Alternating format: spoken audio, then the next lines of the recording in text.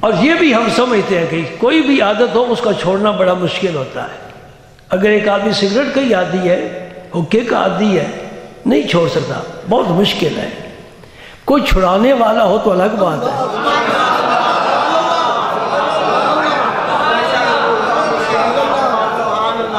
کوئی چھڑانے والا تو الگ بات ہے، ورنہ نہیں چھوڑ سکتا. اس لیے فرمایا گیا ہاتھ میں ہاتھ دے.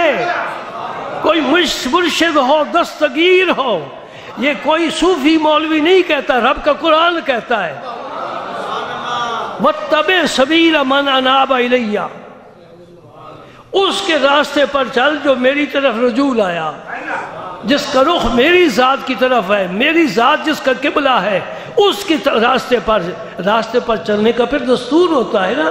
ہاں، نبی پاک صلی اللہ علیہ وسلم نے سلمہ بن اکوع رضی اللہ تعالی عنہ سے فرمایا حدیبیہ کے مقام پر جہاں 1400 صحابہ میرے پاک مصطفیٰ کے دست اقدس پر بیعت کر چکے ہیں، فرمایا سلمہ تو بیعت نہیں کرتا؟ عرض کی یا رسول اللہ میں نے کی ہے بیعت. فرمایا اگر ایک دفعہ پھر کر لے تو کیا حرج ہے؟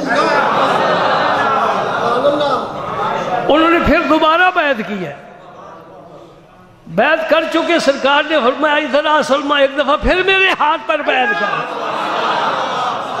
اور میرے دوست جو موجود نہیں ہے، صحابی مکہ میں ہے، وہ عثمان غنی ہے، خلیفہ ثالث ہے، داماد مصطفیٰ ہے، ذو النورین ہے، سخیوں کا سردار ہے، وہ موجود نہیں ہے. میرے نبی ہاتھ فضا میں بلند کرتا ہے، فرماتا ہے یہ عثمان کا ہاتھ ہے، یہ محمد عربی کا ہاتھ ہے. میں عثمان کی بیعت لیتا ہوں. یہ پیروں نے، صوفیوں نے، مولویوں نے، مشائخ نے سلسلہ نہیں بنایا، یہ ازل سے چلا آ رہا ہے. مصطفیٰ کریم کے ہاتھ پر صحابہ نے بارہا بیعت کی ہے. بایعت رسول اللہ، بایعنا رسول اللہ. ہم نے حضور کے ہاتھ پر بیعت کی، میں نے حضور کے ہاتھ پر بیعت کی، جہاد کے لیے بیعت کی ہے، توبہ کی بیعت کی ہے، اسلام کی بیعت کی ہے. حضرت عمر بن عاص جب حاضر ہوئے بیعت کے لیے، آپ کو حدیث یاد ہے؟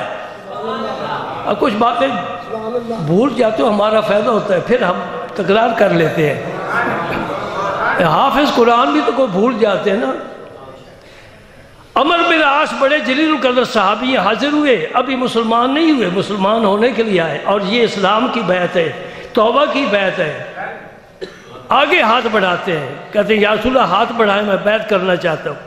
سرکار نے ہاتھ بڑھایا، انہوں نے اپنا ہاتھ پیچھے کر لیا.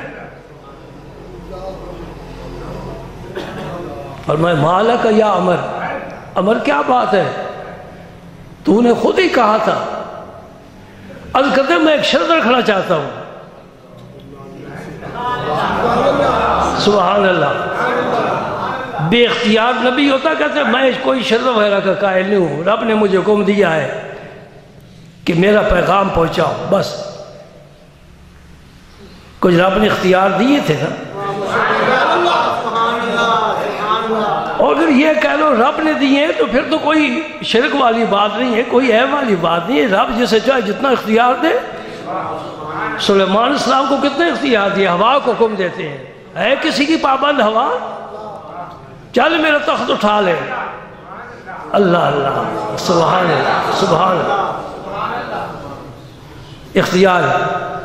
فرمایا ہاں جو چاہتا ہے شرط رکھ،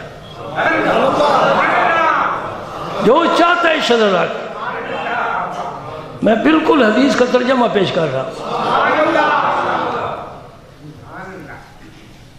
فرماتے ہیں، عرض کرتے ہیں یا رسول اللہ زندگی نہ ہموار گزری ہے، بڑوں گناہ کی ہے، اس شرط پر اسلام قبول کرتا ہوں، بیعت کرتا ہوں، میرے سارے گناہ معاف ہو جائیں.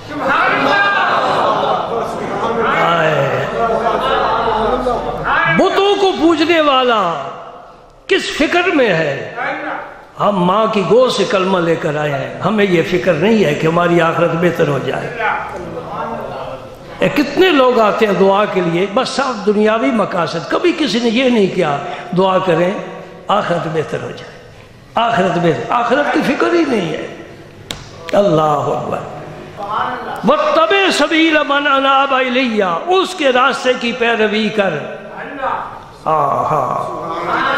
میں ایک حوالہ آپ کے پیش کرنا چاہتا ہوں. یہ علماء دیوبند میں سے بڑے چوٹی کی عالم ہے مفتی محمد شفیع صاحب، کراچی میں ان کا دارالعلوم ہے۔ یہ مولانا اشرف علی صاحب تھانوی کے خلیفہ ہیں،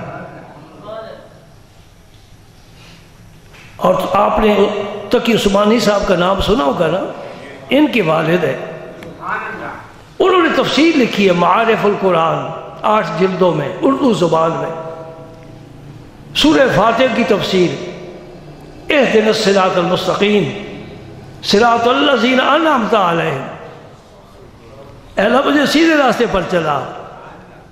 اور پھر خود ہی رب نے فرمایا یہ دعا کر، اے اللہ وہ سیدھا راستہ میں چاہتا ہوں جو تیرے نیک بندوں کا راستہ ہے، صراط الذین انعمت علیہم، جن پر تو نے انعام فرمایا، من النبیین والصدیقین والشہداء والصالحین۔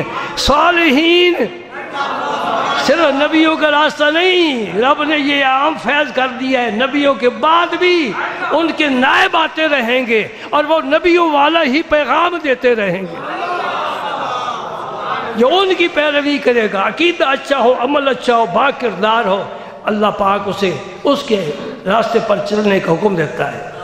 وہاں مفتی صاحب نے لکھا ہے، مفتی محمد شفیع صاحب نے، کہ ہدایت کے لیے صرف کتاب اللہ کافی نہیں، یعنی قرآن، کتاب اللہ سے مراد، سن لو غور سے سن لو، فرماتے ہیں ہدایت کے لیے صرف کتاب اللہ کافی نہیں، کتاب اللہ کے ساتھ رجال اللہ کی بھی ضرورت ہے، یعنی اللہ کی کتاب بھی ہو اور اللہ کے بندے بھی ہو جو کتاب سنا سمجھائے نا۔